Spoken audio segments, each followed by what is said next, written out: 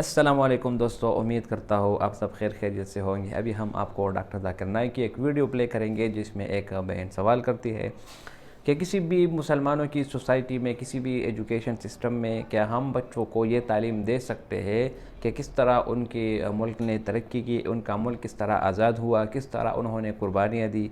यानी मुहब्बे वतन के बारे में कि वतन के बारे में लोगों ने क्या क्या कुर्बानियाँ दी, उनके कौमी हीरोज़ कौन है, या सिर्फ हम उनको जो है ना इस्लामिक दावत दे सकते हैं, इस्लामी तालीम दे सकते हैं।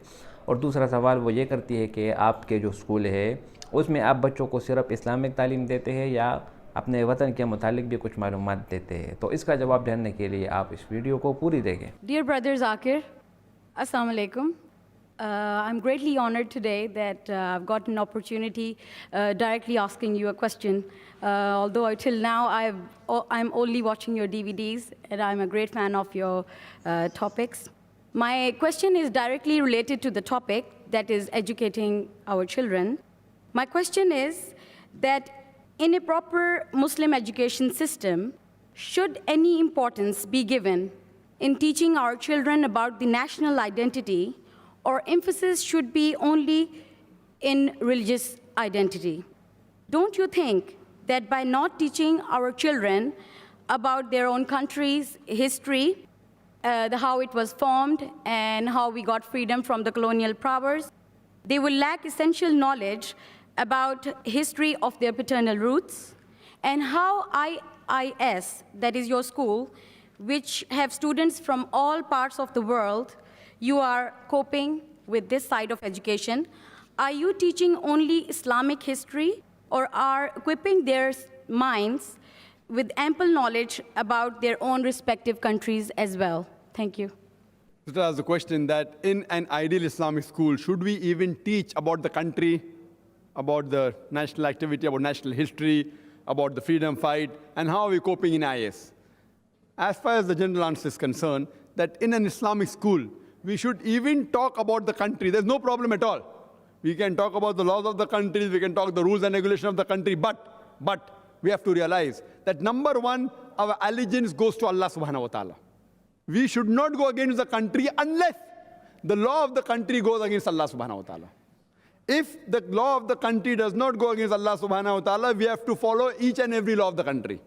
As far as India is concerned, I am aware that there is not a single rule in the Constitution of India which forces any Muslim to do any haram activity. Neither does it prohibit you from doing anything which is fard. For example, the Indian government doesn't say that drinking alcohol is fard. Optional. So they don't force you to do anything which is haram, neither do they prohibit you to do something which is fard. Salah is allowed. In fact, they have a separate Muslim personal law. So I would say that among the non-Muslim countries in the world, I would put India to be among the top. One of the best countries where Muslim can live. I may disagree with certain policies. So I say I am a very good Muslim as well as a very good practicing Indian. But if any law of any country, whether it be India, whether it be UK, USA, Singapore, if it contradicts with the law of Allah subhanahu wa ta'ala, our allegiance to Allah subhanahu wa ta'ala is more because He is our creator. He has given us life. Our country has been beneficial to us, may have given us certain things, job, etc. But nothing compared to our creator Allah subhanahu wa ta'ala. So our allegiance to Allah subhanahu wa ta'ala is more. So if they don't contradict, we have to follow all the rules and regulations. If certain rules and regulations contradict, that particular thing we need not follow. So we have to teach our children to be good citizens also. What's wrong? He should be a good Muslim. So he should follow the rules and regulations as long as it doesn't contradict Islam. As far as history is concerned, of course, what we do, that we see to it, sometimes some history which is not relevant, we don't teach. So then it's at our liberty, we teach the history which is required. In our school, Islamic International School, we have children who are actually British nationals, but they have parents. Parents also British, maybe the grandparents are Indian, the origin is Indian. So we have students from USA, from UK, from Saudi, from other parts of the world. But basically all have got Indian origin, all of them. So you can call them Indians or you can call them many are foreigners. But we have selected the world history. We have option of taking Indian history or world history. The world history we felt has got more scope for us for doing dawah. It talks about the lifestyle of Muhammad sallallahu alaihi wasallam, about Jesus Christ, peace be upon him, about Moses, peace be upon him. So it's 2 in 1. So we select the world history. We have 2 options, world history and Indian history. In world history, part of India also comes. So what is required, we teach. And as far as the government is concerned of that country, we should be very bold. What is right, we have to agree. We can't say, because it's a non-Muslim government, I'm against it. For what? If the policy is against the policy of Allah, we are against it. If it's for, we have to agree. Even if the enemy is, no problem. We have to be bold.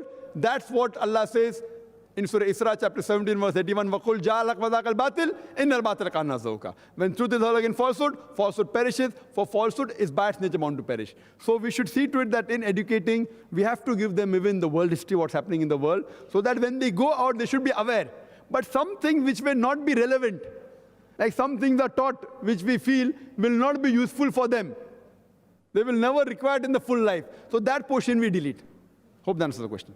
Thank you very much. जी खुशामदीद दोस्तों, उम्मीद करता हूँ video आपने पूरी देखी होगी। बिल्कुल वतन से मोहब्बत जो है ना, ये ईमान का हिस्सा है, ईमान का तकाज़ा है।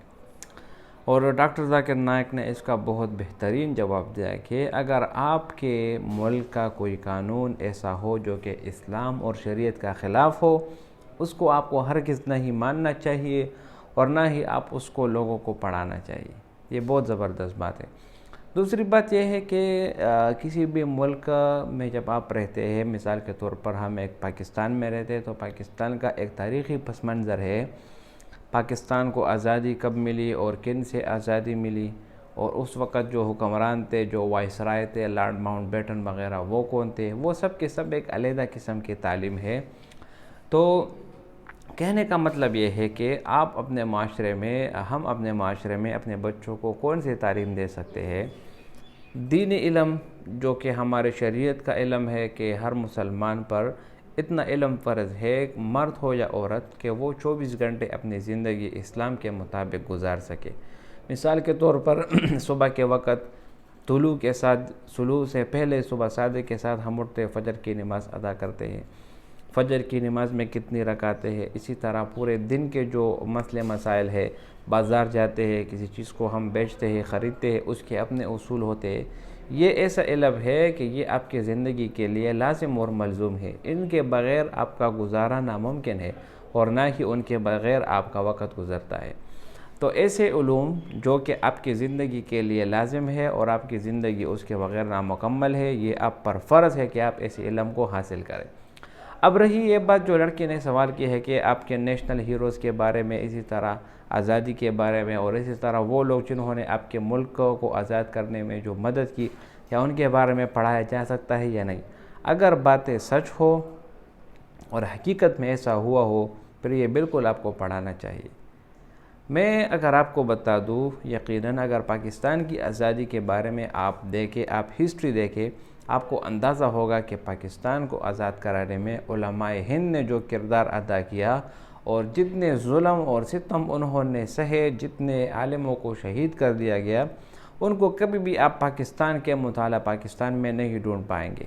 वजह क्या है? वजह यह है कि आपको टेक्स्ट बुक इस तरह मिला है, मुताला पाकिस्तान आपको इस तरह मिला है कि उसमें से 90% बातें गलत लिखी गई, 10% जो है ना उसमें सच्ची बातें लिखी गई। मिसाल के तौर पर पाकिस्तान का झंडा जिसने सबसे पहले बनाया, मौलाना शबीर अहमद उस्मानी। इसी तरह मौलाना शबीर अहमद उस्मानी ने पहले पाकिस्तान का झंडा लहराया। ये बात अब तारीख़ का बिल्कुल सच है कि इसमें मौलाना का नाम ज़िक्र है।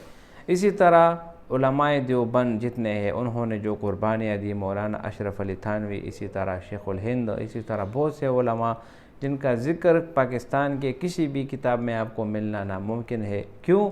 वजह क्या है? साजिश है। एक साजिश के तहत पाकिस्तान को जब आज़ादी मिली तो उनका पस मंज़र, उनकी सियासी अकीदत और वहाँ उन लोगों का ज़िक्र किया गया जिनको सरे से मैं ये समझता हूँ कि वो पाकिस्तान के साथ मुखलिस होना तो दूर की बात, वो किसी के मोहरे थे।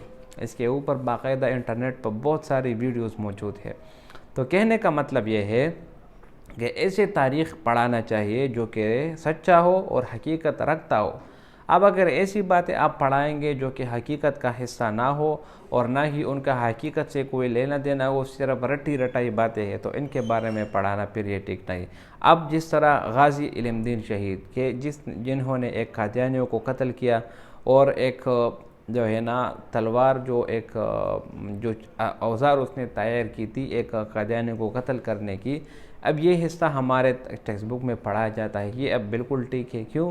کیونکہ اس کا تعلق اسلام سے ہے، اور یہ اس چیز کو ثابت بھی کر دیا کہ آپ پاکستان ایک اسلامی ملک ہے، اس میں آپ رہتے ہیں۔ اور جو غلط تاثرات جو ملتے ہیں کہ جدوجہد کی قائد اعظم نے، اور بالکل قائد اعظم نے جدوجہد کی، لیکن اس کے ساتھ جن لوگوں نے جدوجہد کی ان کو آپ نے تاریخ کا حصہ نہیں بنایا، یہ کیوں؟ اس پر سوالیہ نشان آتے ہیں۔ تو ایسے بہت سارے معلومات ہیں جو کہ تاریخ کا حصہ نہیں بلکہ ان کو زبردستی تاریخ کا حصہ بنا دیا گیا۔ تو میرے بھائیو دوستو، دینی تعلیم حاصل کرنا ہر مسلمان پر فرض ہے، اور ملک کی تعلیم حاصل کرنا، اپنے ملک کے بارے میں، نیشنل ہیروز کے بارے میں، ان کے بارے میں آپ کو کسی حد تک جو ہے نا ذہن نشی کرنا، ان کو کسی حد تک سیکھنا آپ پر واجب یا فرض نہیں بلکہ ضروری ہے آپ کے لیے اس دنیا میں رہنے کے لیے۔ کیونکہ آپ کو جب کہاں ضروری، آپ کو پاکستان ایک اسلامی ملک ہے، اس میں آپ رہتے ہو، آپ کو یہ علم ہونا چاہیے کہ اس کا بانی کون تھا، اس کو کس نے آزاد کیا، اور کنہوں نے اس میں وقت گزارا۔ یہ ساری چیزیں اگر آپ دیکھیں گے اور ان سب میں آپ دلچسپی رکھیں گے تو ہی یہ آپ کو فائدہ دے گی، ورنہ آپ کو کوئی فائدہ نہیں ملے گی۔ دوسرے سوال کا جواب ڈاکٹر نائک نے خود دیا کہ ہم جو ہے نا حضرت محمد صلی اللہ علیہ وسلم کی سیرت پڑھاتے ہیں، اسی طرح تورات کے بارے میں، زبور کے بارے میں، موسیٰ علیہ السلام کے بارے میں، عیسیٰ علیہ السلام کے بارے میں، ان سب کے بارے میں ہم جو ہے نا ان کو پڑھاتے ہیں۔ تو اسی لیے ہمارا ایجوکیشن سسٹم وہ یہ ہے کہ اس میں دونوں قسم کی تعلیمیں عام ہیں۔ امید کرتا ہوں ویڈیو آپ کو پسند آئی ہوگی۔ اگر ویڈیو آپ کو پسند آئے تو اس چینل کو سبسکرائب کریں۔ بہت شکریہ۔